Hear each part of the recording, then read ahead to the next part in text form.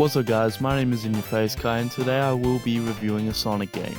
You see, I never really experienced Sonic on its beloved console, the Sega Genesis, and I'd never really owned a Sega console, but I heard so many great things about Sega, and also being born in 2006 where I was around the PS3 and Xbox 360 era, but that wouldn't stop me. PlayStation actually got Sonic to be on their consoles and I can experience this blue fast thing. I owned a grey slim PS2 when I was young, let's say around 2012 or 2013ish.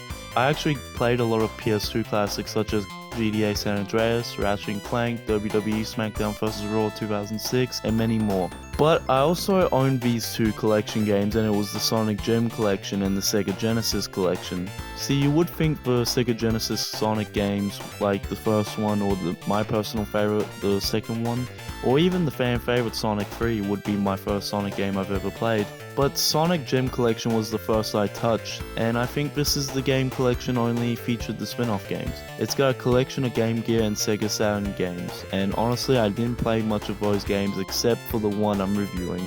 I remember honestly liking Sonic CD and I thought it was cool. Had Sonic Spinball and it was shit. Had a Game Gear version of Sonic 2. Also had two Tails games that I don't really remember playing. And also had two racing titles, one of them being called Sonic Drift 2, which I don't have many memories of. But oh boy, when I first took the disc and shoved it inside my PS2, those games I mentioned wasn't played first. My first Sonic video game was Sonic R. Living in a city where no one lets you down.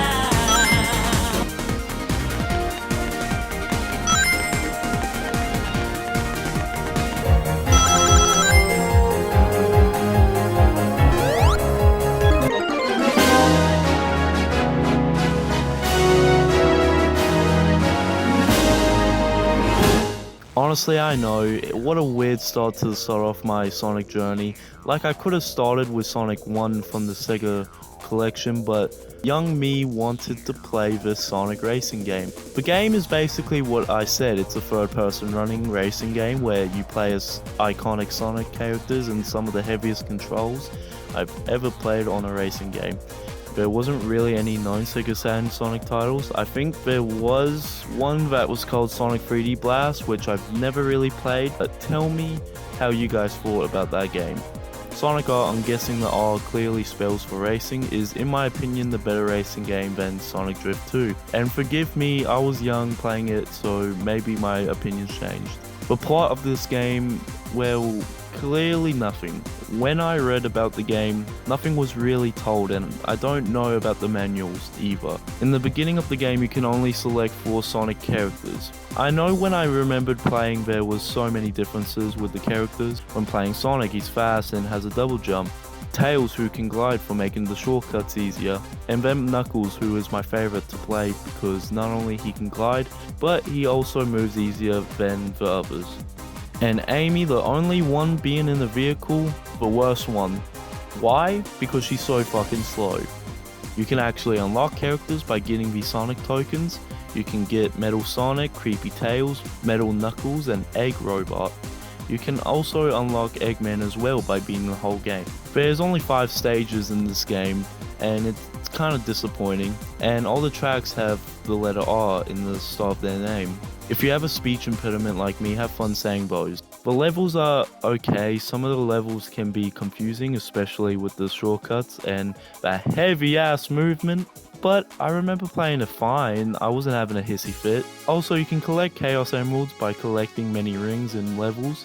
If you collect the emeralds, you can unlock a secret character and it's Super Sonic. And holy shit, this was cheating.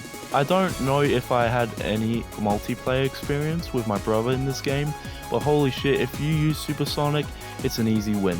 This motherfucker has the best movement and is so fucking fast. And also double jumping increases his speed too. But yeah, if I actually used Super Sonic with my mates playing, it would have been a dead experience and my friends won't even talk to me for a month. Now, like I mentioned before, the movements are heavy as shit, especially when you hit a wall. It is so easy to hit those walls and so hard to hit those sharp curves because these fuckers are fast. And honestly, they should have done more with the replayability and the characters. They should have put mini games to play, and also the lacking of the characters. I would have liked it if they added the Knuckles chaotic characters in the game, but honestly that could just be my opinion only. The graphics are actually decent for a Sega Saturn game that came out in 1997, and also lastly the soundtrack is actually banging and they are very good songs. Here are some of those samples. Just feel the pace. Come on now, race! Everybody supersonic racing. Try to keep your feet right on the ground. When you're supersonic racing, there's no time to look around. We're just supersonic racing, running to the point of no return. Everybody supersonic racing.